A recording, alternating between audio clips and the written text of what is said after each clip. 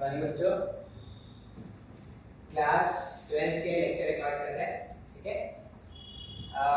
आज तक जो पढ़ाऊंगा वो टेस्ट में आएगा। संडे को शायद टेस्ट होना है, तो आज तक जो पढ़ाऊंगा वो टेस्ट आएगा इलेक्ट्रोस्टैटिक्स, ठीक है, सिर्फ यही आएगा।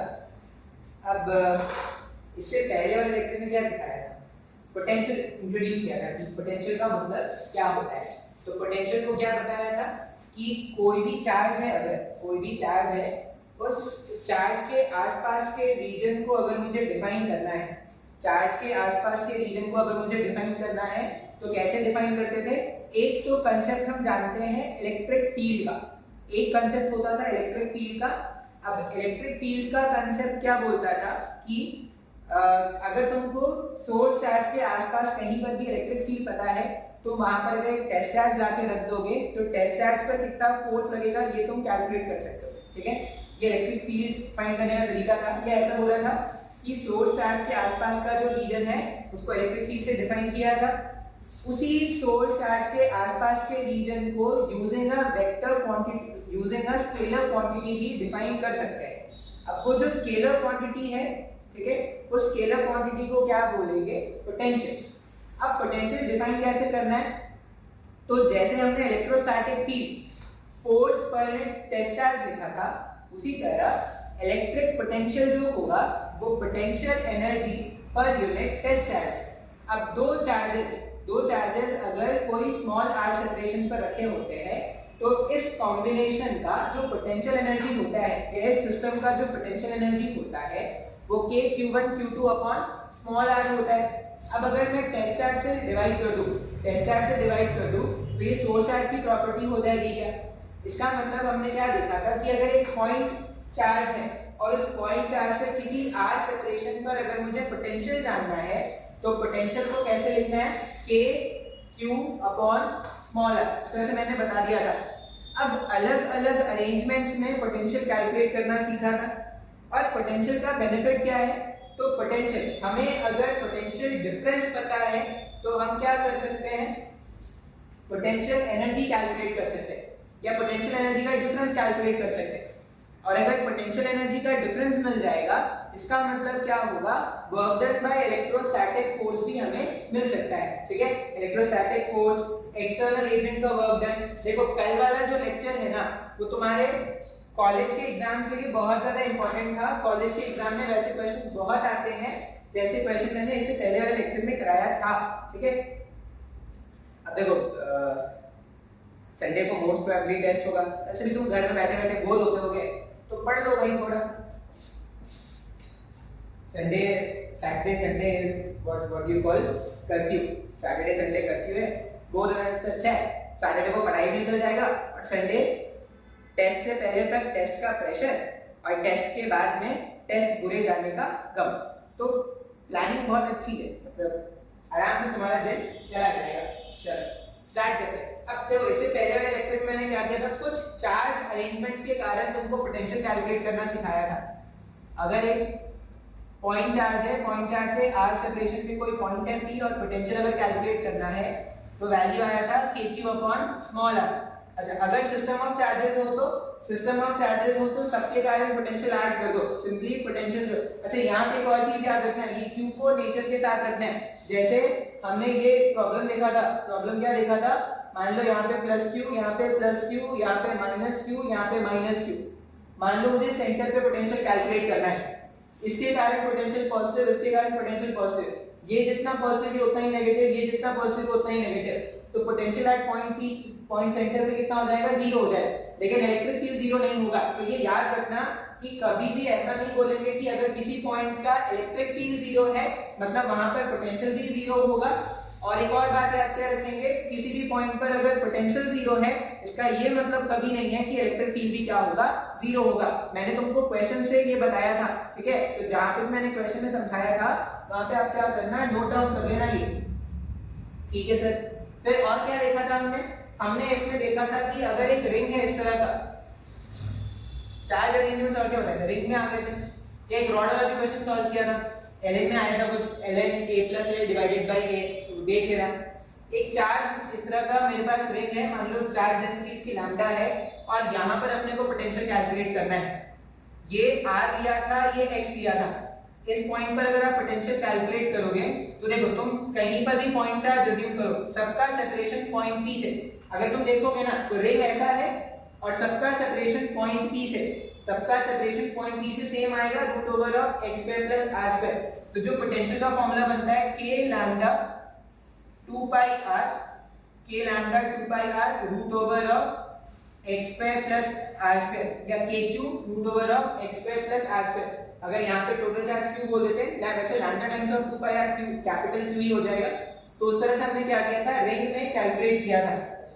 अब मान लो मुझे डिस्क में कैलकुलेट करना है, थोड़ा इंटीग्रेशन कर लेते हैं। ऐसे इतना कोई मुश्किल नहीं है या इतना बताना कोई जरूरी भी नहीं था, लेकिन मान लो ऐसा बोलूं कि मेरे पास एक डिस्क है, चार्ज डिस्क है, ठीक है, एक ऐसा डिस्क है जिसमें चार्ज इवनली डिस्ट्रीब्यूटेड है और मुझे क्या करना है, उसके एक्सेस पे x दूरी पर कोई पॉइंट है, पॉइंट P, जहां पर मुझे नेट पोटेंशियल कैलकुलेट करना है। अब देखो पोटेंशियल का कैलकुलेशन बहुत ही आसान है। क्यों आसान है? क्योंकि वेक्टर्स को ऐड करना में, वेक्टर्स को ऐड करने में कोई तकलीफ नहीं होती।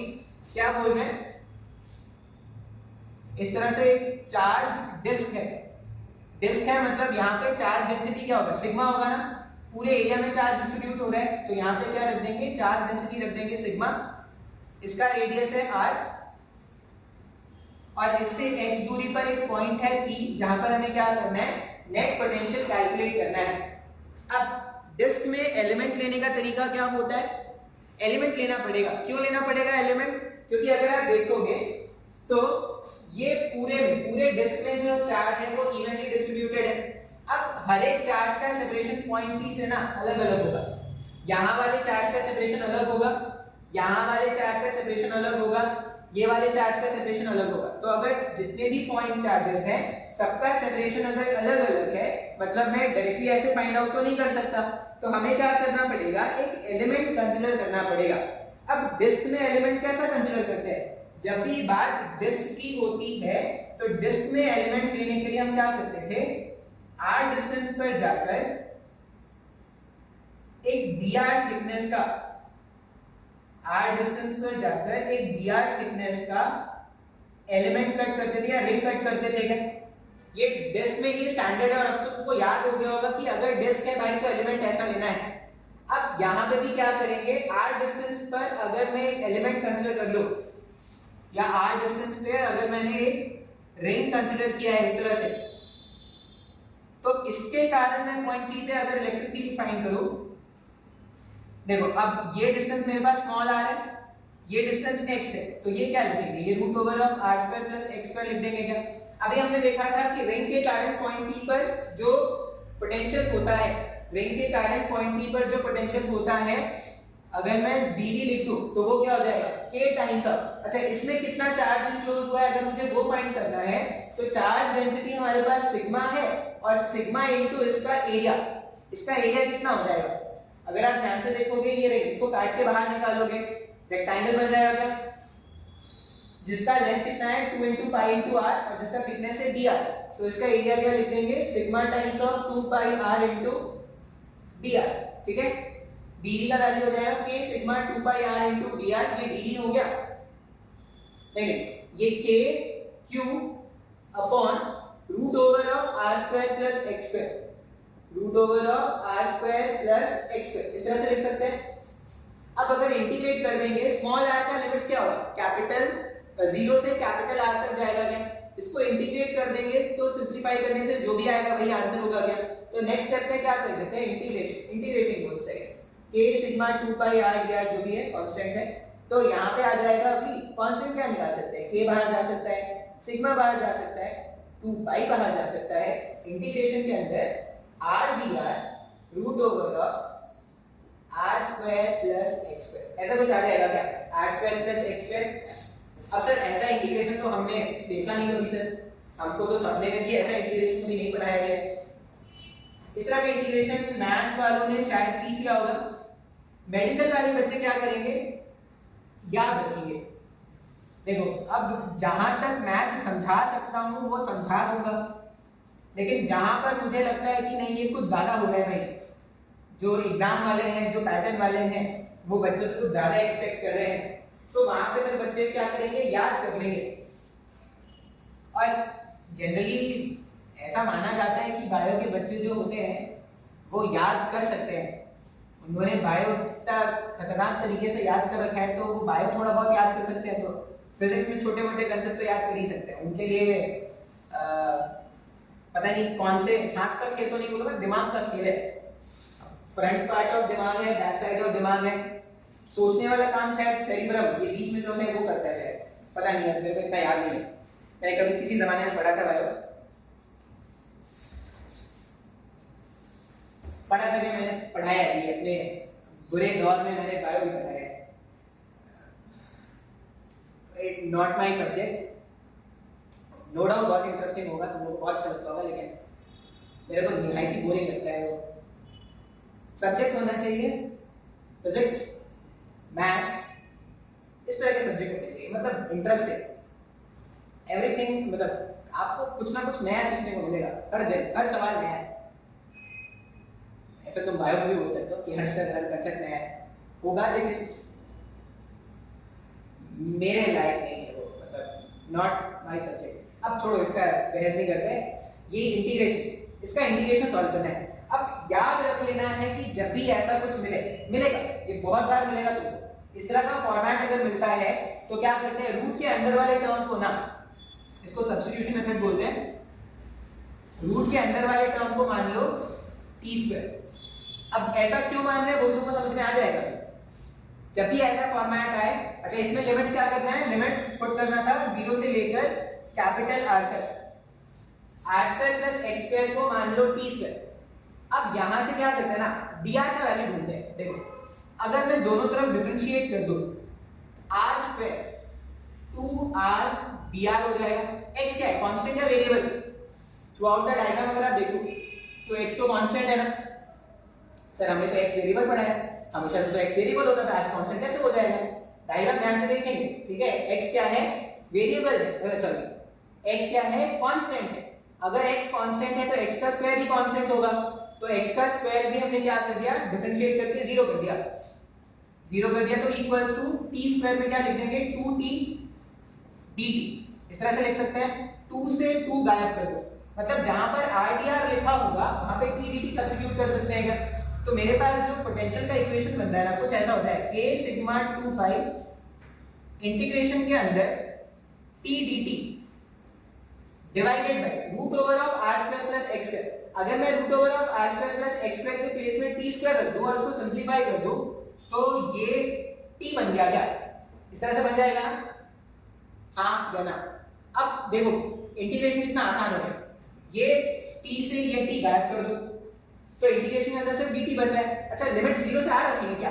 नहीं, जब dr का इंटीग्रेशन, dr के टर्म्स में इंटीग्रेशन था तो 0 से r था, अभी अगर dt के टर्म्स में इंटीग्रेशन है तो लिमिट्स भी t के रखने पड़ेंगे क्या? कैसे रखेंगे लिमिट्स? तो ध्यान से देखो लिमिट्स कैसे पुट करते हैं, ये इक्वेशन है। अगर मैं स्मॉल r का वैल्यू 0 पुट कर दूं, स्मॉल r का वैल्यू अगर 0 हो गया तो t स्क्वायर x स्क्वायर हो जाएगा, मतलब x t का जो मिनिमम वैल्यू है वो x हो जाएगा। जब स्मॉल r का वैल्यू 0 है तो t का वैल्यू कितना हो जाएगा, x हो जाएगा। उसी तरह जब स्मॉल r का वैल्यू कैपिटल R पुट कर दोगे तो वो क्या हो जाएगा, root over of r square plus x square हो जाएगा। सर मेरे को कुछ भी नहीं समझ में आ रहा है सर। देखो जब यहाँ पर r dr था ना, dr का टर्म था तो dr के लिमिट 0 से r तक, अभी तो dt का टर्म है ना, अगर dt का टर्म है तो लिमिट्स भी चेंज हो जाएगा, तो लिमिट्स भी क्या कर देंगे, चेंज कर देंगे। अगर कैलकुलेशन मुश्किल लग रहा है तो याद कर लेना, लेकिन ऐसा याद करना कि कभी भूल हो ना, तुमको ना भूल पाएंगे, इंटीग्रेशन को कहेंगे ऐसा। एक मूवी आई थी सलमान खान की, तुमको ना भूल पाएंगे।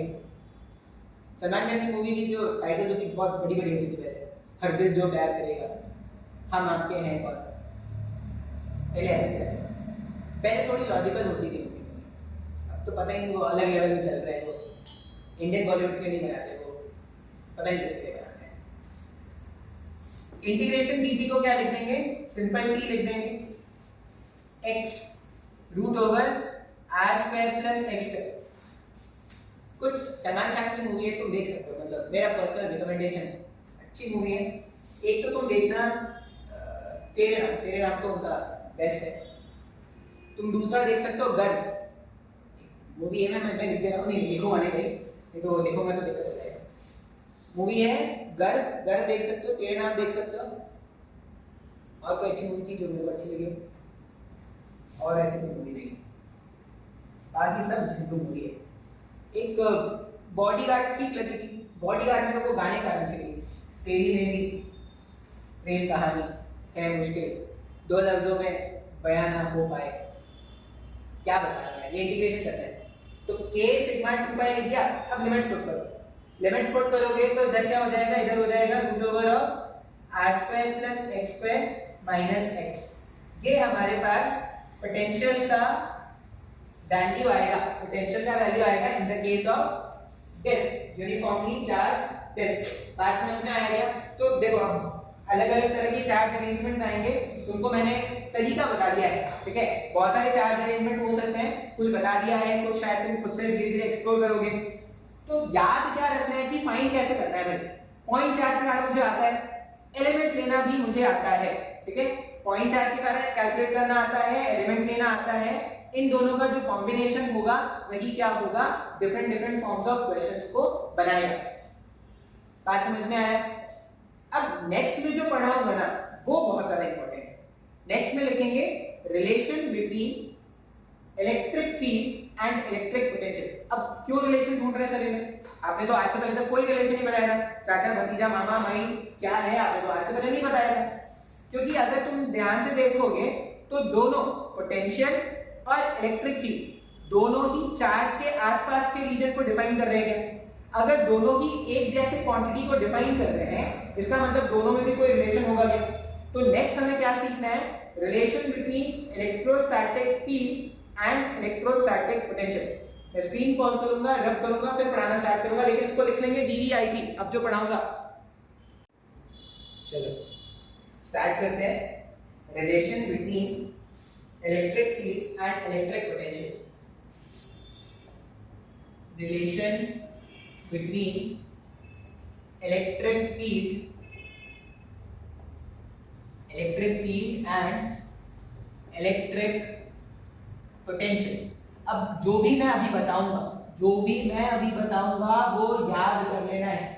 आज का लेक्चर याद कर लेना। देखो आज का लेक्चर मैंने इलेक्ट्रोस्टैटिक में तुमने देखा होगा, मैंने बहुत सारे लेक्चर्स में ऐसा बोला है कि तुमको लेक्चर याद कर लेना है।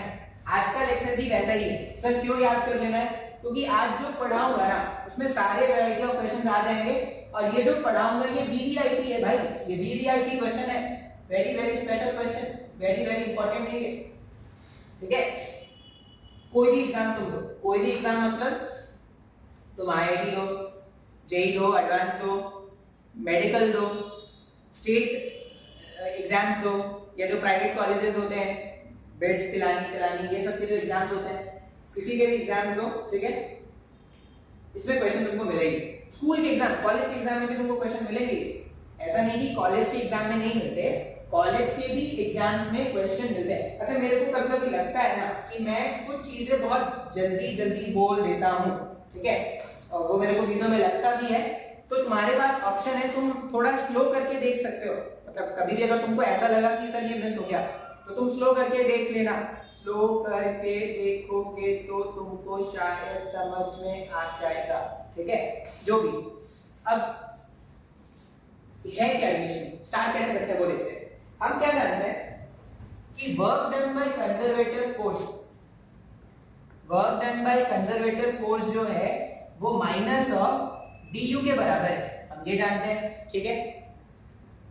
किसके बारे में बात कर रहे हैं? Electrostatic field. तो कंजर्वेटिव फोर्स कौन सा लेंगे? इलेक्ट्रोस्टैटिक फोर्स लेंगे। तो यहां पे लिख दो F, कौन सा force? Electrostatic force dot dr vector, force vector dot dr vector, ये वर्क डन को लिख दिया। ये माइनस ऑफ du लिख सकते हैं क्या? लिख सकते हैं ऐसा। अच्छा अभी इलेक्ट्रिक फोर्स को क्या लिखा जा सकता है? Q टाइम्स ऑफ या Q not times of test charge times of electric field लिख सकते हैं dot dr vector equals minus of du को क्या लिख सकते हैं? Q टाइम्स ऑफ dv लिख सकते हैं क्या? कल ही तो पढ़ा था सर, ये तो पढ़ा था ना कल, इसको लिख दिया हमने Q not times of dV, test charge times of change in potential. ये Q नॉट और ये Q नॉट अगर मैं आपस में गायब कर दूं, Q नॉट से Q नॉट अगर मैं आपस में गायब कर दूं, तो मेरे पास रिलेशन क्या आ रहा है, E vector dot dr vector equals to minus of dV। ऐसा कुछ आया क्या? अब यहां से दो कहानियां बनाएंगे। कहानी नंबर 1, कहानी नंबर 1, एक वो मूवी आ रही है, विद्या बालन की मूवी आ रही है शकुंतला देवी, वो देखना। मतलब no doubt she is a very talented actress, वो एक्ट्रेस बहुत अच्छी, मूवी अच्छी होगी ही, ये तो मैं लिख के दे रहा हूँ, मूवी अच्छी होगी। लेकिन वो जो कैरेक्टर जो वो प्ले कर रही है ना शकुंतला देवी, उनको ह्यूमन ब्रेन बोला गया था। मतलब तुमने ट्रेलर देखा होगा, तुमको पता ही होगा।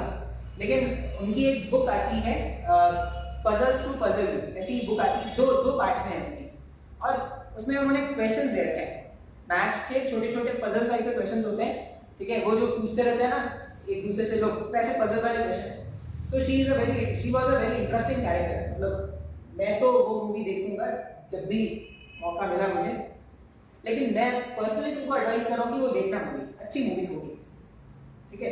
तुम पता नहीं कौन कौन सी सड़ी सी मूवी देखते हो, 3D डांसर और 4D डांसर, ठीक है, और कौन कलंक नहीं, धोखा है, ये सब सड़ी मूवी देखते हो। सच बहुत अच्छी मूवी अभी आ रही, वो देखना जरूरी है। अभी कुछ अच्छी मूवी आने वाली है, ठीक है, कुछ बुरी भी आई। सूर्यवंशी स्टोरी का नाम तो झंडू होगा, ठीक है, गाने अच्छे होंगे नो डाउट। और क्या बता रहा था, ये बताना मेरे को, sorry sir. E vector dot dr vector equals to minus of d, ऐसा लिख सकते हैं। अब अगर मैं इसको लिखो, अब इसको कैसे लिखा जा सकता है, मैं क्या करता हूं, मैं किसी भी वेक्टर को उसके कंपोनेंट के फॉर्म में लिख सकता हूं क्या। तो ये जो E वेक्टर है ना, E वेक्टर को ऐसा रिप्लेस करते हैं, Ex I cap, Ey j cap, Ez k cap. मैंने E वेक्टर को इस तरह से लिख दिया, Ex I cap, Ey j cap, Ez k cap. इसका डॉट करना है dr वेक्टर। dr वेक्टर मेरे पास क्या है, डिस्प्लेसमेंट वेक्टर है, और इस डिस्प्लेसमेंट वेक्टर को क्या लिख सकते हैं, dx I cap, dy j cap plus dz k cap, ऐसा लिखा जा सकता है क्या। E vector dot dr vector, और ये इक्वल किसको होना है, ये इक्वल होना है माइनस ऑफ dv के। अब डॉट करते हैं, I कैप का डॉट I से, j कैप का डॉट j से, k कैप का डॉट k से। तो ये हो जाएगा ex dx plus ey dy plus ez dz minus of d। अब ये जो डेरिवेशन में बताया ना, डेरिवेशन एक ही आता तो कोई प्रॉब्लम नहीं है, फाइनल रिजल्ट इंपॉर्टेंट है। अब ऐसा कुछ ना, मैंने जब तुमको कंजर्वेटिव फोर्स और ये सब सिखाया था तभी बताया था, वैसा ही कुछ आ रहा है और उसी से आती रहेगी। मान लो ये बोल दूं कि y and z equals to constant. अगर y और z कांस्टेंट होंगे तो dy का वैल्यू 0, dz का वैल्यू 0 हो जाएगा। इसका मतलब ऐसा लिख देंगे क्या, ex tx equals to minus of d। इसको सिंपलीफाई करके क्या लिख सकते हैं, दैट इंप्लाइज इलेक्ट्रिक फील्ड का जो x कंपोनेंट है वो minus of dv upon dx है। जब मैंने ये बोला कि y and z is constant, जब y और z कांस्टेंट है तो इलेक्ट्रिक फील्ड का x component minus of dv upon dx है ना। इसको कांस्टेंट वाले, इसको मैं ऐसा लिखता हूं, पार्शियल डिफरेंशिएशन बोलते हैं इसको। इसका मतलब इलेक्ट्रिक फील्ड का जो x कंपोनेंट होगा वो minus of 2v upon 2x हो जाएगा। 2 लिख दिया, इसका मतलब क्या है, मैंने y और z को क्या कर लिया है, कांस्टेंट मान लिया है।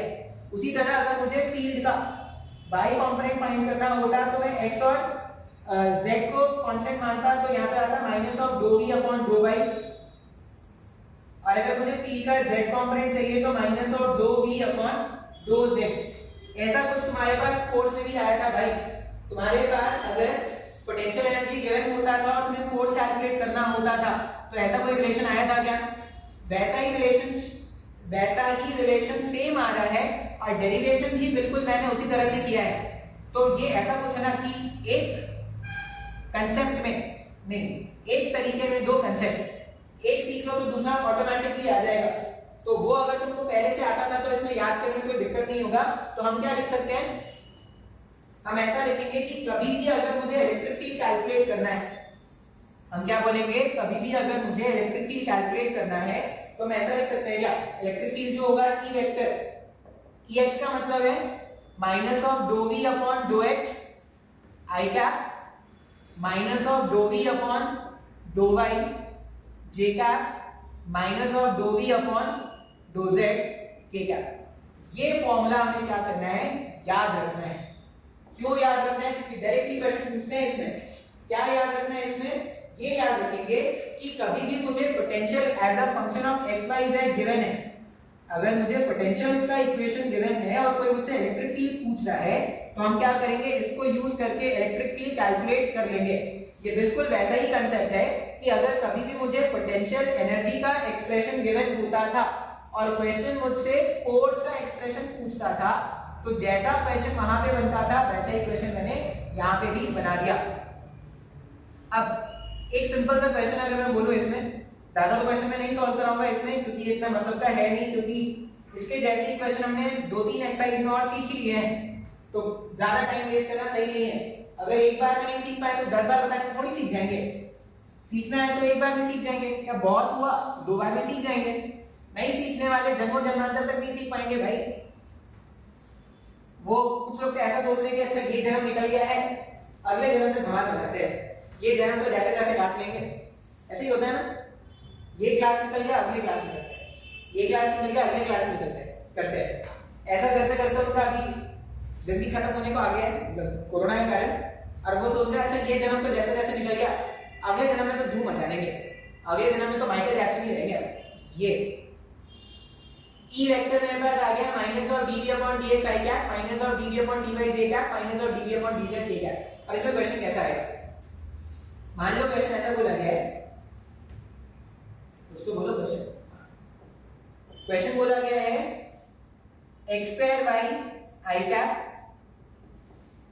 y square j cap plus 1 by z k cap. ठीक है, क्वेश्चन क्या बोला है कि इलेक्ट्रिक फील्ड जो है वो x स्क्वायर, इलेक्ट्रिक फील्ड नहीं, मुझे पोटेंशियल चाहिए, पोटेंशियल का जो एक्सप्रेशन है वो ऐसा कुछ दे रखा है, v equals to x square y plus y square z plus z square x। ठीक है, इस तरह से पोटेंशियल एनर्जी का एक्सप्रेशन दे रखा है और ये पूछा गया है find potential, sorry find electric field. Question है फाइंड इलेक्ट्रिक फील्ड एट 1,1,1। इस तरह से कोई क्वेश्चन पूछा है, कोई भी एक्सप्रेशन हो सकता है, v में x y z में कोई रिलेशन गिवन होगा, आपको यही करना है। अब कैसे सॉल्व करते हैं, पहले कैलकुलेट करते हैं इलेक्ट्रिक फील्ड का x कंपोनेंट। अगर इलेक्ट्रिक फील्ड का x कंपोनेंट कैलकुलेट करना है तो क्या करेंगे, माइनस ऑफ डो अपॉन डो x ऑफ v। v का मतलब यहां पर कितना है, x square y plus y square z plus z square x। अब हम क्या जानते हैं कि except for x all other terms are constant। तो अगर except for x all other terms are constant, इसको सॉल्व करने पे तो कैसा आ रहा है, डो अपॉन डो x of x square y। इसमें y कांस्टेंट बाहर निकाल देंगे तो x स्क्वायर का इंटीग्रेशन, सॉरी x स्क्वायर का डिफरेंशिएशन क्या हो जाएगा, y कांस्टेंट बाहर निकाल दिया, ये 2 टाइम्स ऑफ x हो जाएगा, y भी कांस्टेंट z भी कांस्टेंट, ये तो पूरा टर्म गायब हो गया। यहाँ पे z स्क्वायर कांस्टेंट अगर बाहर निकाल दोगे तो ये क्या आ जाएगा, माइनस ऑफ z स्क्वायर आ जाएगा। ये माइनस जो मल्टीप्लाई हो रहा है वो मैंने लिख दिया, मेरे को इलेक्ट्रिक फील्ड का x कंपोनेंट मिल गया। उसी तरह से इलेक्ट्रिक फील्ड का y कंपोनेंट निकालते हैं। अगर इलेक्ट्रिक फील्ड का y कंपोनेंट चाहिए तो डो अपॉन डो y of x square y plus y square z plus z square x। ठीक है, इसको सिंपलीफाई करते हैं। अब इसको अगर सिंपलीफाई करना है तो y वेरिएबल है और except for y everything is constant, x square y।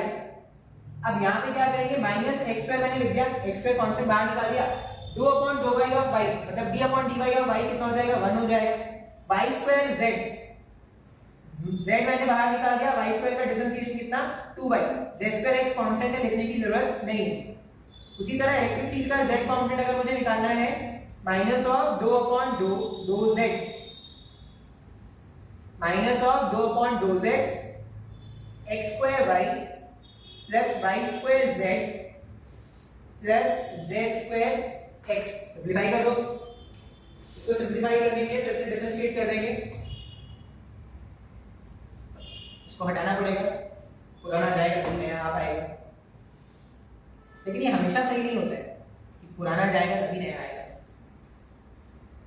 पुराना भी रहता है नया भी आता है। समझने वाले समझ गए। ई जेड माइनस ऑफ डो अपॉन डो Z of X square Y, X भी कांस्टेंट वाई भी कांस्टेंट, तो पहला टर्म तो जीरो, माइनस लिख दिया, वाई स्क्वायर कांस्टेंट बाहर निकाल दिया, जेड का डिफरेंशिएशन हो गया 1, सेकेंड टर्म एक्स कांस्टेंट बाहर निकाल दिया, जेड स्क्वायर का डिफरेंशिएशन -2 टाइम्स ऑफ जेड। तो मेरे पास जो इलेक्ट्रिक फील्ड वेक्टर आएगा ना, ई वेक्टर जो आ रहा है वो कितना आ रहा है, Ex के प्लेस में लिख दिया मैंने, माइनस बाहर निकाल दूं अगर तो 2yx प्लस जेड स्क्वायर आई कैप में, फिर माइनस बाहर निकाल दूं अगर तो x स्क्वायर प्लस 2yz जे कैप में, फिर माइनस बाहर निकाल दो, अगर इसमें से माइनस बाहर निकाल दो तो वाई स्क्वायर प्लस 2z, यहाँ पे 2 सॉरी ई जेड, ये x भी एक होगा, अच्छा x तो है, ये हो जाएगा 2xz। ठीक है, अब सिंपली क्या करेंगे, x बाई z के वैल्यू पुट करेंगे। मुझे इलेक्ट्रिक फील्ड फाइंड करना है, किस पॉइंट पे मुझे इलेक्ट्रिक फील्ड का फाइंड करना है, 1,1,1 मतलब x भी 1 रख दो, y भी 1 रख दो, z भी 1 रख दो, तो इलेक्ट्रिक फील्ड कितना हो जाएगा, E वेक्टर हो जाएगा x भी 1, 2 टाइम्स ऑफ 1 1 1, ये हो जाएगा -2 + 1 3 हो गया ना, -3 i cap -3 j cap -3 k cap. अब चाहो तो इसका मैग्नीट्यूड भी कैलकुलेट कर सकते हो, E वेक्टर का मैग्नीट्यूड हो जाएगा 3 का स्क्वायर प्लस 3 का स्क्वायर प्लस 3 का स्क्वायर, 9 + 9 + 9 27, रूट ओवर 27 मतलब 3√3, ये आंसर है जो बेस का न्यूटन पर मीटर। समझ में आया क्या, हाँ या ना? तो मैंने तुमको ये बता दिया कि कभी भी अगर पोटेंशियल का इक्वेशन गिवन है और तुमको इलेक्ट्रिक फील्ड फाइंड करना है तो क्या कर दोगे, माइनस ऑफ डो v अपॉन डो x माइनस ऑफ डो v अपॉन डो y माइनस ऑफ डो v अपॉन डो z। इसे x y और z तीनों कंपोनेंट्स आपको क्या हो जाएंगे, मिलते चले जाएंगे। अच्छा, इसका नेक्स्ट फॉर्मेट देखते हैं क्वेश्चन का, फिर से स्क्रीन पॉज करूंगा। चलो नेक्स्ट टाइप का क्वेश्चन देखते हैं। हमने पहला क्वेश्चन क्या लिख लिया कि अगर मेरे पास पोटेंशियल का एक्सप्रेशन है तो वहां से इलेक्ट्रिक फील्ड क्या कर सकते हैं, फाइंड आउट कर सकते हैं। x कंपोनेंट फाइंड करना है तो minus of dv upon dx, y component दो, y कंपोनेंट फाइंड करना है इलेक्ट्रिक फील्ड का तो माइनस ऑफ डो v अपॉन डो y, और z कंपोनेंट फाइंड करना है तो माइनस ऑफ डो v अपॉन डो z। आगे देखते हैं। हमने ये देखा था क्या कि मेरे पास E vector dot dr vector, ये माइनस ऑफ dv आया था, E vector dot dr vector जो है वो माइनस ऑफ dv आया था। इंटीग्रेटिंग बोथ साइड, अगर मैं दोनों तरफ इंटीग्रेशन कर दूं, E vector dot dr vector equals to minus of dv, ऐसा लिख सकते हैं ना। मैंने क्या बोला कि दोनों तरफ इंटीग्रेट कर दो, E vector dot dr vector जो है वो माइनस ऑफ इंटीग्रेशन dv लिखा जा सकता है। अब यहां पर लिमिट जब पुट करोगे तो r फाइनल, ये लिमिट अभी नहीं पुट करे, वो डिपेंड करता है कि कौन सा वेरिएबल है। यहां पे लिमिट पुट कर सकते हैं, यहां पे क्या हो जाएगा v इनिशियल और ये v फाइनल। जब आप इसको सिंपलीफाई करोगे ना तो E vector dot dr vector जो है ये v final minus v initial, और ये माइनस इसको ऐसा बना देगा क्या, v initial minus v final हो जाएगा। इसका मतलब कभी भी अगर इलेक्ट्रिक फील्ड मुझे पता है, अगर मुझे इलेक्ट्रिक फील्ड पता है और मैं डिस्प्लेसमेंट वेक्टर भी जानता हूं तो मैं पोटेंशियल डिफरेंस का वैल्यू कैलकुलेट कर सकता हूं क्या, हाँ या ना? मैं अगर ये एक्सप्रेशन को ध्यान से देखूं तो ये मेरे पास क्या है, v initial minus v final जो है वो एक्चुअल में E vector dot dr vector आ रहा है। इससे पहले वाले क्वेश्चन में हमें क्या पता होता था, इससे पहले वाले क्वेश्चन में ये पता होता था, इलेक्ट्रिक फील्ड कैलकुलेट करते थे। अभी क्या बोल रहा हूँ कि अगर इलेक्ट्रिक फील्ड पता है तो इस एक्सप्रेशन को यूज करके, अगर इलेक्ट्रिक फील्ड पता है इंटीग्रेशन कर लोगे तो डिफरेंस ऑफ पोटेंशियल एनर्जी मिल जाएगा, डिफरेंस ऑफ पोटेंशियल मिल जाएगा क्या, हाँ या ना। अब देख लेते हैं क्वेश्चन।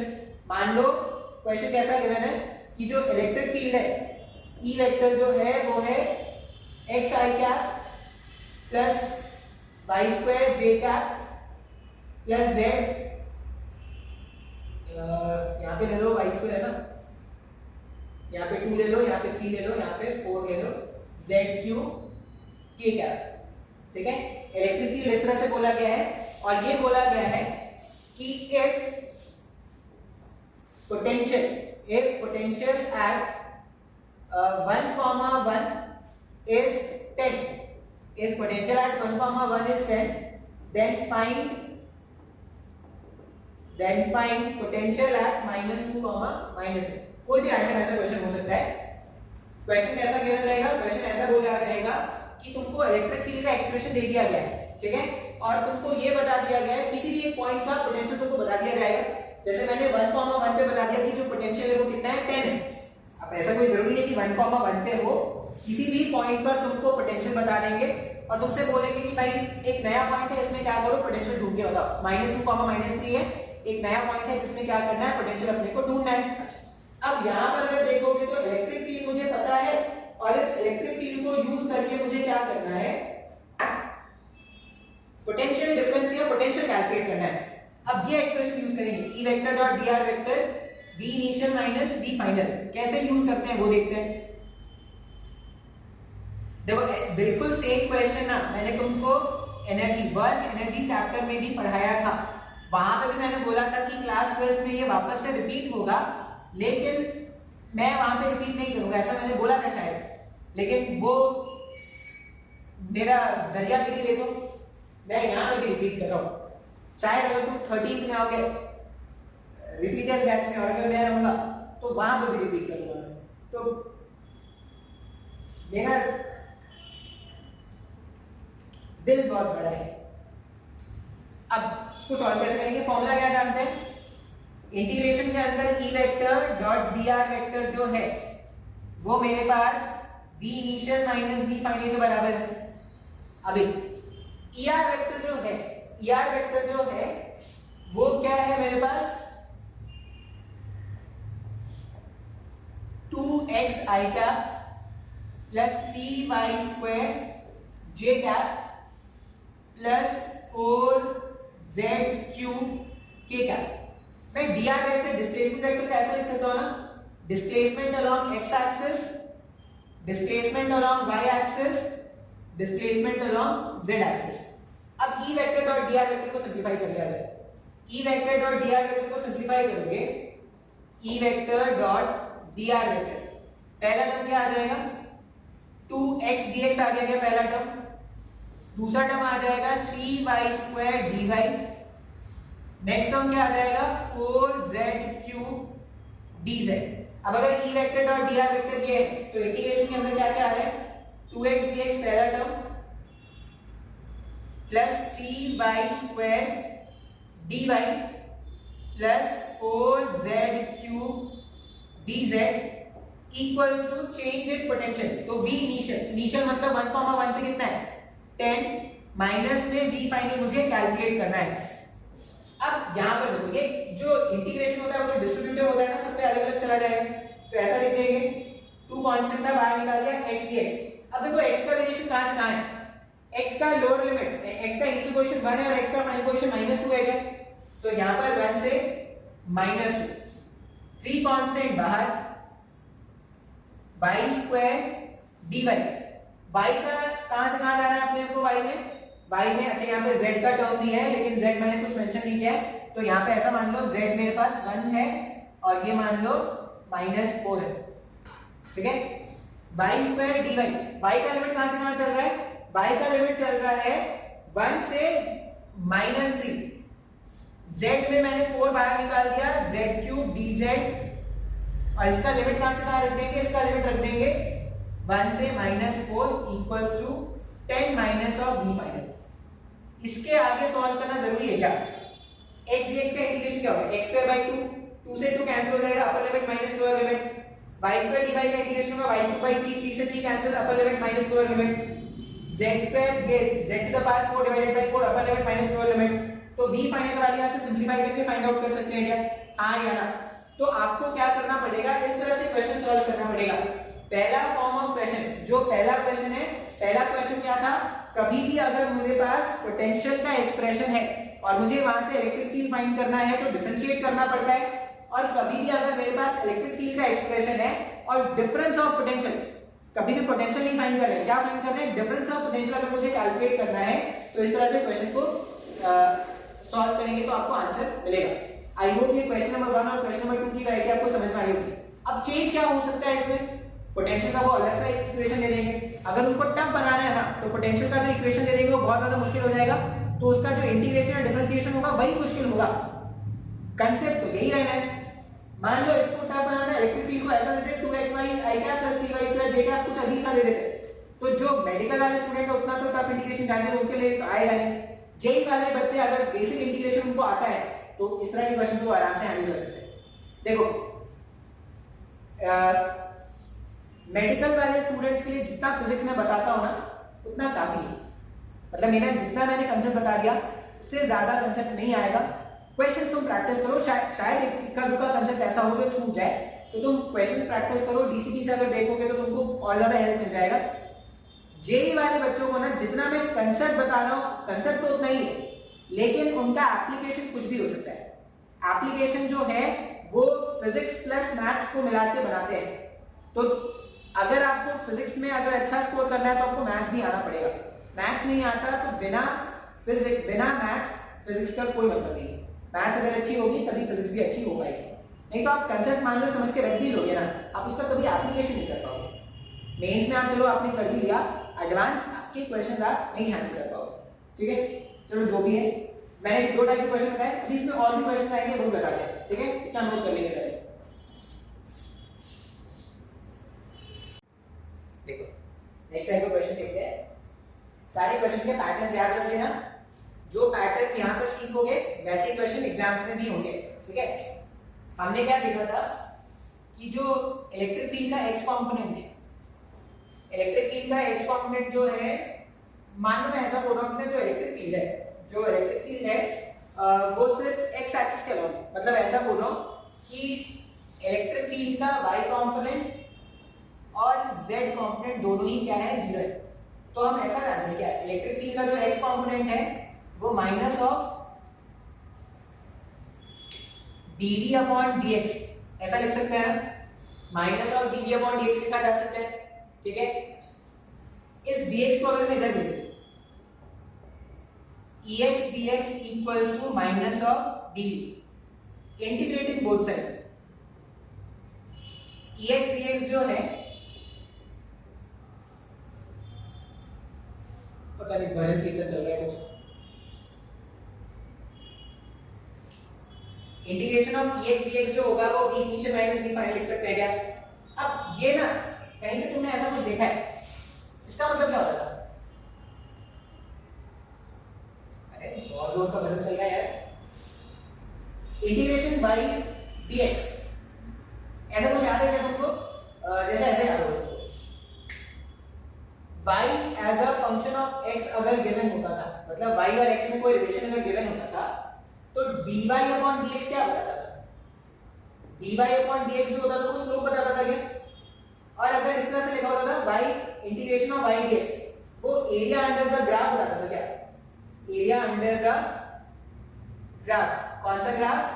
y एक्सिस और x एक्सिस के बीच में जो ग्राफ बनेगा और x एक्सिस के बीच में, ये एरिया बताता था। अब यहां पर अगर आप देखोगे तो ex dx, इलेक्ट्रिक फील्ड और अगर x में कभी भी ग्राफ गिवन है, जैसे यहां पर y और x में ग्राफ अगर गिवन होता था, मान लो कोई ग्राफ ऐसा गिवन है, इधर y है इधर x है, ये ग्राफ गिवन है। अब ये वाला जो एरिया होता था, ये एरिया हमारे पास इंटीग्रेशन y dx होता था क्या? हाँ या ना?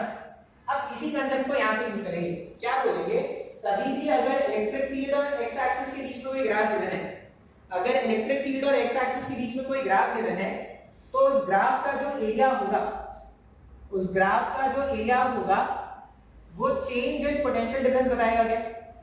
सर नहीं आ रहा है समझ में, देख लेते हैं एक क्वेश्चन से, देख लेते हैं क्वेश्चन से ज्यादा समझ में आ जाएगा। हमने क्या बोला, याद क्या रखना है, area under electric field versus X graph या area under electric field versus Y graph Z graph जो भी होगा वो तुमको इलेक्ट्रिक फील्ड का वो तुमको चेंज ऑफ पोटेंशियल के बराबर आ जाएगा। ऐसा लिख सकते हैं, नोट क्या याद रखेंगे,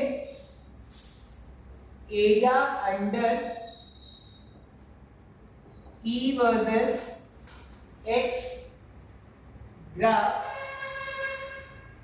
equals V initial minus V final, ठीक है, V initial minus V final। एक सिंपल सा क्वेश्चन देख लो, क्वेश्चन आपका ऐसा है,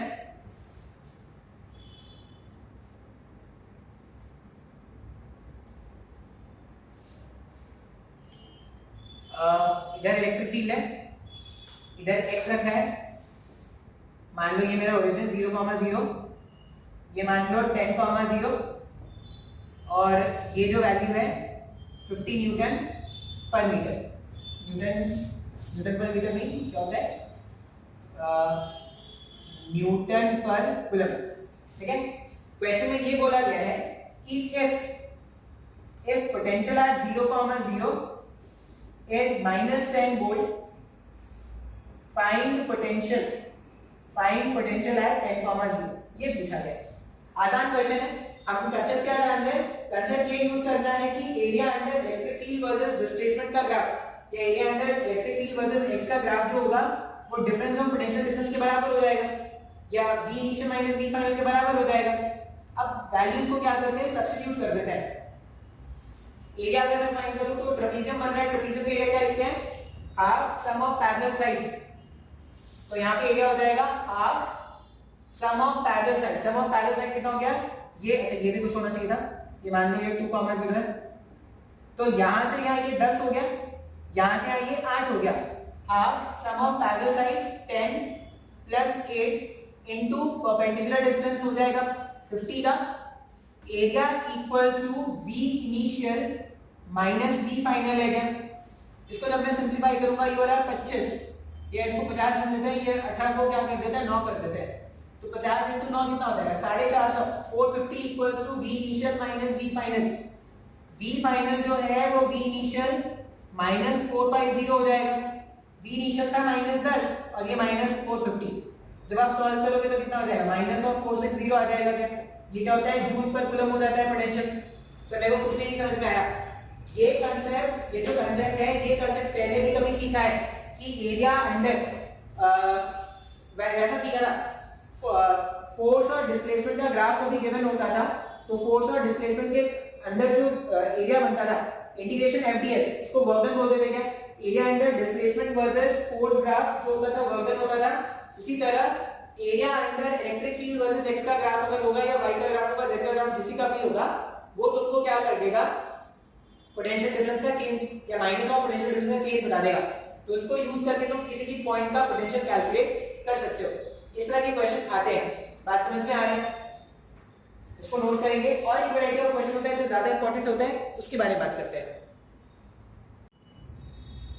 नेक्स्ट में देखो questions on constant electric field, ये लास्ट टॉपिक है, ठीक है, इसमें से बहुत क्वेश्चन आते हैं, फिर से स्कूल के एग्जाम में बहुत ज्यादा इंपॉर्टेंट, कॉलेज एग्जाम्स में बहुत ज्यादा इंपॉर्टेंट और कॉम्पिटिटिव में भी एग्जाम्स होते हैं, तो कॉम्पिटिटिव एग्जाम्स में भी क्वेश्चन आते हैं। सिंपल सा कंसेप्ट है, कांस्टेंट इलेक्ट्रिक फील्ड हमने क्या देखा था, integration of E vector dot dr vector, ये v initial minus v final के बराबर आया था। ये रिलेशन तो याद रखना है, कुछ भी हो जाए, मर जाए जिंदा रह जाए, कुछ भी हो जाए, ये रिलेशन तो याद रखना है। अब अगर e कांस्टेंट है तो इसको इंटीग्रेशन से बाहर निकाल सकते हैं, इंटीग्रेशन से जैसे बाहर निकालोगे तो e vector dot integration of dr vector मेरे पास आ रहा है v initial minus v final. dr vector का जब मैं इंटीग्रेशन करूंगा तो मैं इसको ऐसा लिख सकता हूं क्या, e vector dot r vector equals to v initial minus v final. e vector dot r vector को सिंपलीफाई करके क्या लिख देंगे, e into r into cos theta, v initial minus v final लिखा जा सकता है। तो जब भी फील्ड कांस्टेंट होता है ना, तो ऐसा रिलेशन याद रखना है, e into r cos theta V initial minus V final, जहां पर E जो है वो magnitude of constant electric field, R is the magnitude of distance या जो भी डिस्प्लेसमेंट होगा समझ में आ जाएगा, and theta is the vector angle between E vector and R vector. जैसे ये डायग्राम मैंने बना रखा है, इसमें क्या है, एक कांस्टेंट इलेक्ट्रिक फील्ड है E नॉट का, और A पॉइंट और B पॉइंट के बीच में डिफरेंस कितना है, D। क्वेश्चन में ये पूछा गया है, फाइंड VA माइनस VB। मान लो क्वेश्चन में ये पूछा गया है, A पॉइंट और B पॉइंट का पोटेंशियल डिफरेंस हमें क्या करना है, कैलकुलेट करना है। अब A पॉइंट का B पॉइंट का पोटेंशियल डिफरेंस कैलकुलेट करना है। अगर देखो मैं A से चलना स्टार्ट करूं, अगर मैं A से B चलना स्टार्ट करूं तो डिस्प्लेसमेंट कितना है, B का डिस्प्लेसमेंट है, और इलेक्ट्रिक फील्ड कितना है, इलेक्ट्रिक फील्ड E नॉट क्या है, E नॉट भी इस डायरेक्शन में और D भी इस डायरेक्शन में, तो दोनों के बीच का जो एंगल होगा वो जीरो हो जाएगा क्या। तो अगर मैं ये रिलेशन यूज करूं, इस रिलेशन के हिसाब से इलेक्ट्रिक फील्ड के प्लेस में E नॉट लिख दिया, R के प्लेस में कितना लिख सकते हैं, R के प्लेस में स्मॉल d लिखा जा सकता है, E not times of R के प्लेस में स्मॉल d लिख दिया, cos थीटा का मतलब हो जाएगा angle between E not, E vector and D vector. अगर दोनों के बीच का एंगल देखोगे तो इस वाले डायग्राम के हिसाब से वो cos 0 है ना। V इनिशियल मतलब इनिशियल पॉइंट हमारा A पॉइंट था, तो VA माइनस VB, cos 0 का वैल्यू क्या हो गया 1, E not D equals to V not A minus VA minus VB। इसका मतलब क्या है, अगर मुझे B पॉइंट का पोटेंशियल लिखना होता तो VA minus E not D है क्या, हाँ या ना। अब अगर ये इक्वेशन को ध्यान से देखोगे ना तो B पॉइंट का पोटेंशियल कम हो गया क्या, B पॉइंट का potential E not into D के टाइम से कम हो गया है। इसका मतलब A का पोटेंशियल ज्यादा है, पॉइंट A का पोटेंशियल ज्यादा है, पॉइंट B का पोटेंशियल कम है।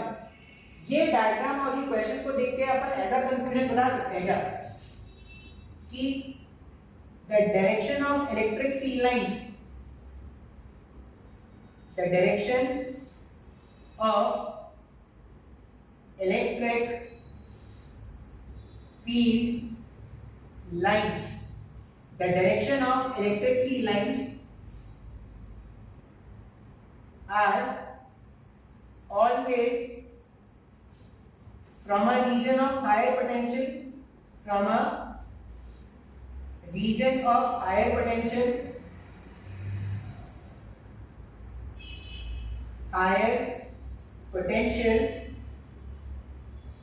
to lower potential। ऐसा लिख सकते हैं ना। हमने क्या बोला कि एक तो मैंने क्वेश्चन को सिंपल सा बता दिया जिसमें E into R cos theta V initial minus V final. जब भी कांस्टेंट फील्ड का क्वेश्चन होगा आप इस फॉर्मूले को यूज करोगे, E into R cos theta V initial minus V final. E तुम्हारा इलेक्ट्रिक फील्ड है, R तुम्हारा डिस्प्लेसमेंट होगा, थीटा E और R के बीच में एंगल होगा, V initial minus V final करोगे। अब इस वाले क्वेश्चन को जब मैंने सिंपलीफाई किया तो मैंने ये देखा कि पॉइंट A का पोटेंशियल ज्यादा था और पॉइंट B का पोटेंशियल कम हो गया। कितने से, E नॉट इनटू D से पॉइंट B का पोटेंशियल A से कम है, और फील्ड का जो डायरेक्शन है वो A से B है क्या। इसका मतलब जब भी मैं फील्ड के डायरेक्शन में मूव करूंगा, मैं फील्ड के डायरेक्शन में मूव करूंगा, पोटेंशियल कम होता जाएगा। बात समझ में आ रहा है। अब इसको तुम एक बेसिक एग्जांपल से समझो। जैसे हम क्या बोलते थे, एक टेस्ट चार्ज ले लो, आप एक टेस्ट चार्ज कंसीडर करो। टेस्ट चार्ज के कारण जब आप फील्ड कैलकुलेट करते थे तो जितने दूर आप मूव करोगे, जितना दूर आप मूव करोगे पोटेंशियल उतना कम होता जाता है। ये जो मैंने अभी नोट लिखा है आप इसको ऐसे भी समझ सकते हो। मान लो मैंने बोला कि मेरे पास एक +q का टेस्ट चार्ज है, अब इससे r1 दूरी पर और इससे r2 दूरी पर, मान लो यहाँ पर पोटेंशियल v1 है, यहाँ पर पोटेंशियल v2 है। v1 का वैल्यू क्या लिखेंगे, kq times of r1। v1 का वैल्यू क्या लिखेंगे, k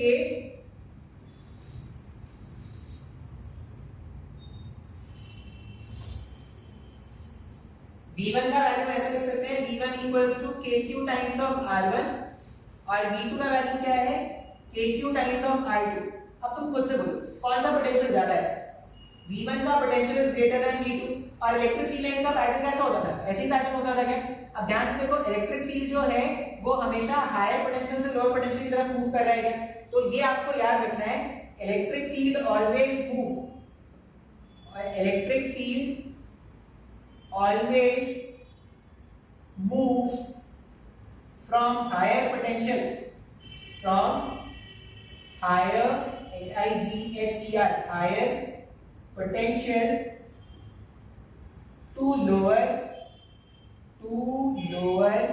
potential। सर मेरे को नहीं समझ में आ रहा है ये जो भी मैंने लिखा है या जो भी मैंने बताया है, जब भी फील्ड कांस्टेंट है तो क्या कंसेप्ट यूज करेंगे, v initial minus v final जो होगा वो E vector dot R vector के बराबर है, जहां पर E vector electric field vector है और R वेक्टर क्या है, R vector is the displacement vector. इसमें कुछ और क्वेश्चन सॉल्व करेंगे तो आपको समझ में आ जाएगा। ये लास्ट टाइप का क्वेश्चन है, इसके बाद इसमें और कोई क्वेश्चन नहीं होगा। फिर इक्विपोटेंशियल सरफेस डाइपोल स्टार्ट करेंगे, तो नेक्स्ट क्लास में होगा। टेस्ट में आज तक जो पढ़ा रहा हूं ना ये सब कुछ आएगा। ये इसलिए पढ़ा रहा हूं क्योंकि ये इंपॉर्टेंट है, टेस्ट में भी आएगा शायद। पेपर तो मैंने नहीं बनाया, पता नहीं किसने बनाया है, क्या बनाया है भी नहीं है, पता नहीं मेरे। इस तरह से एक यूनिफॉर्म फील्ड है E नॉट मैग्नीट्यूड का, और A B C एक इक्विलैटरल ट्रायंगल पे हमने 3 पॉइंट्स कंसीडर कर लिए A B C। बात समझ में आ रहा है? और इक्विलैटरल ट्रायंगल का साइड कितना है, A का साइड है। अब क्वेश्चन में ये बोला गया है कि find the potential difference between point A and B। Question में क्या पूछा गया है, potential difference between point A and B calculate कर लो और A और C कैलकुलेट कर लो। दो कैलकुलेट कर लो के बाकी समझ में आ जाएगा। जा यार, ये रब करना बहुत बड़ा दिक्कत काम है। मान लो इसमें क्वेश्चन पूछा गया है पोटेंशियल डिफरेंस AB, ये पहला क्वेश्चन पूछा गया है, और एक और कैलकुलेट कर लो CA कैलकुलेट कर लो, पोटेंशियल डिफरेंस CA। ठीक है, C से A का पोटेंशियल डिफरेंस कैलकुलेट कर लो, B से A का B AB का पोटेंशियल डिफरेंस कैलकुलेट कर लो। अच्छा, A से B अगर जाना है, A से B अगर जाना है कि इक्विलैटरल ट्रायंगल मतलब ये क्या होगा, 60 डिग्री होगा क्या? तो A से B का जो डिस्प्लेसमेंट वेक्टर है, A से B का जो डिस्प्लेसमेंट वेक्टर है, मैं उसको ऐसा लिख सकता हूं क्या, R वेक्टर। ध्यान से देखना, तो A से B जाने का जो डिस्प्लेसमेंट वेक्टर है, A से B अगर जाना है इसका मतलब मुझे ट्रैवल जो करना है, x के अलोंग भी ट्रैवल करना होगा, y के अलोंग भी ट्रैवल करना होगा ना। इसको ज्वाइन कर देंगे, मार कर देंगे, चलते यार सब के जो है। सॉरी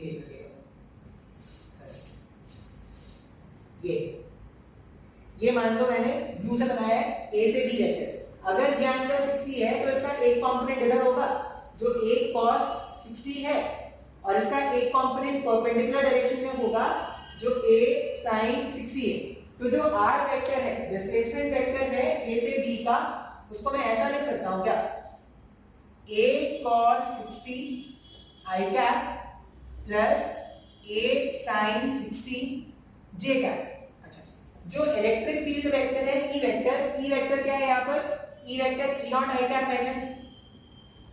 अब अगर मुझे VAB कैलकुलेट करना है तो मैं क्या लिखूंगा, E vector dot R vector potential at A minus potential at B, ऐसा ही तो लिखेंगे ना। E वेक्टर का वैल्यू कितना है, E वेक्टर में हमारे पास E not I cap, R vector मैंने कैलकुलेट कर लिया A cos 60 कितना होता है, हाफ होता है A/2 I cap plus A sin 60 कितना, तो √3/2 J कैप। अब जब हम इसको सिंपलीफाई करोगे तो वो कितना आ जाएगा, E not times of A/2, ये आ जाएगा क्या आंसर। सर नहीं आया समझ में, अरे कुछ नहीं किया है, बस क्या करना है, पोटेंशियल डिफरेंस को इस तरह से लिख देना है, initial potential minus final potential is E vector dot R vector. ठीक है, एक अब स्क्रीन पॉज कर लेना। देखो आसान क्वेश्चन है यार, पता नहीं तुमको समझ में आ भी रहा है कि नहीं। एक और क्वेश्चन सॉल्व करके बताते हैं, फिर शायद आपको समझ में आ जाएगा। जैसे मुझे कैलकुलेट करना है, इसको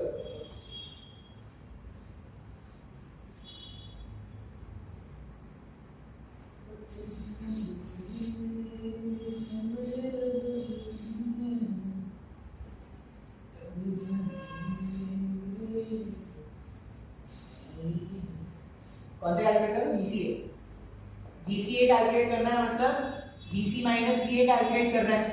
अभी ध्यान से देखते हैं, सी से ए आना है। अगर सी से ए का डिस्प्लेसमेंट लिखोगे तो सी से ए का डिस्प्लेसमेंट जो है वो minus of A times of I cap है क्या? सी से अगर ए आना होता तो डिस्प्लेसमेंट कितना हो जाता? Minus of A I cap हो जाता।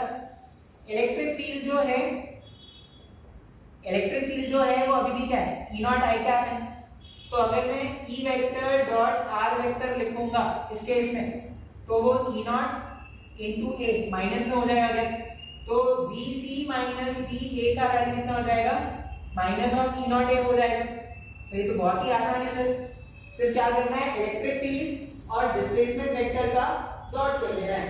एक और क्वेश्चन देख लेते हैं। मैं थोड़ा फास्ट बता रहा हूँ, मेरे को पता है, लेकिन फास्ट बताने का रीजन है, क्यों बता रहा हूँ? क्योंकि आसान कंसेप्ट है, ऐसा कोई मुश्किल है ही नहीं।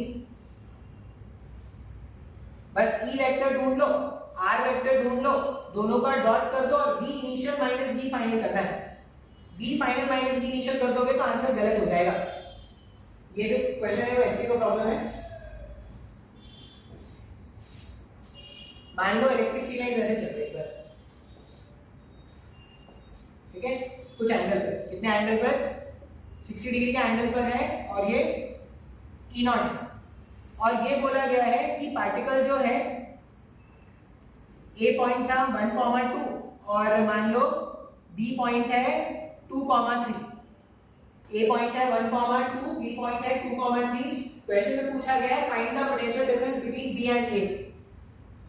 क्वेश्चन में हमसे क्या पूछा गया है? Find the potential difference between B and A. अब ध्यान से वो कैसे कैलकुलेट करते हैं, मुझे ये कैलकुलेट करना है। Potential difference between B and A मतलब VB माइनस VA का वैल्यू मुझे कैलकुलेट करना है। अब B से A आना है। अगर B से A आना है तो आप डिस्प्लेसमेंट वेक्टर क्या लिखोगे? R vector. B से स्टार्ट करके A पहुंचना था, तो जहां पर पहुंचना होता है उसके कोऑर्डिनेट्स माइनस जहां से स्टार्ट किया था। तो B से A का जो डिस्प्लेसमेंट वेक्टर होगा वो होगा 1 माइनस 2 आई कैप में, और ये कितना हो जाएगा? प्लस 2 माइनस 3 जे कैप में। तो R vector can be written as minus of I cap minus of J cap. ये मुझे डिस्प्लेसमेंट वेक्टर मिल गया। इलेक्ट्रिक फील्ड को क्या लिखेंगे? अगर ये जो इलेक्ट्रिक फील्ड वेक्टर है मुझे पता है उसका मैग्नीट्यूड ई नॉट है और वो x के पॉजिटिव से 60 डिग्री एंगल पे इंक्लाइन है।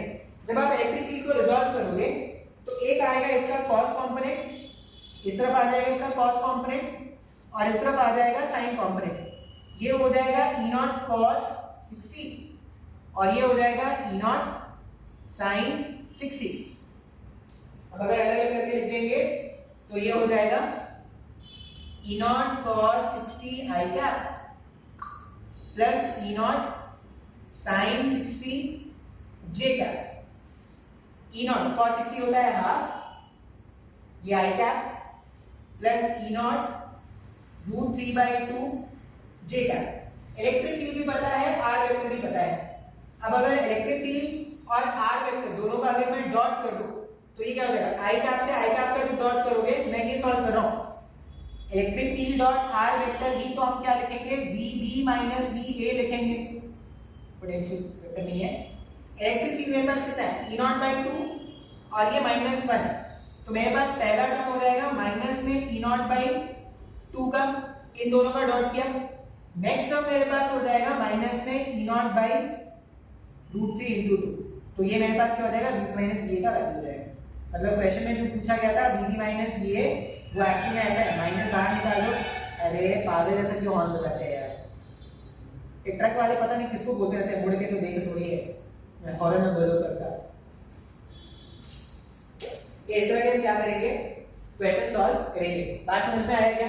तो जितना मैंने वैरायटी बताया है उतना ही है, उससे ज्यादा नहीं है, लेकिन इतना तक तुम्हारे टेस्ट में आएगा, ठीक है। और लास्ट वाला लेक्चर बहुत ज्यादा इंपॉर्टेंट है, वो तो देख लेना भाई।